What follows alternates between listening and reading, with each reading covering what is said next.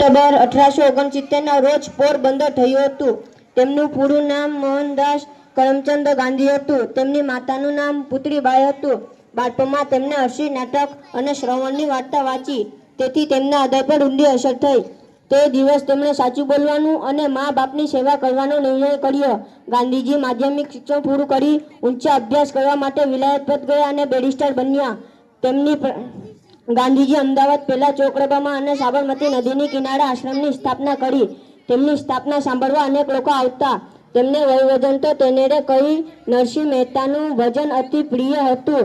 તેમની પત્નીનું નામ કસ્તુરબા હતું. તેમણે પણ ગાંધીજીને ઘણો સહકાર આપ્યો. જાન્યુઆરી 1939ના રોજ ગાંધીજી દિલ્હીમાં પ્રાર્થના સભામાં જતા હતા, ત્યારે એક નથુરામ ગોટવાસે નામના એક યુવાને તેમને ગોળીઓથી વીંધી નાખ્યા. આથી વિશ્વભરમાં લોકોને ભારે આઘાત લાગ્યો. તેમની સમાધિ દિલ્હીમાં આવેલી છે. તે રાજદાર તરીકે ઓળખાય છે. ગાંધીજી રાષ્ટ્રીય પિતા તરીકે જ ઓળખવામાં આવે છે. Thank you.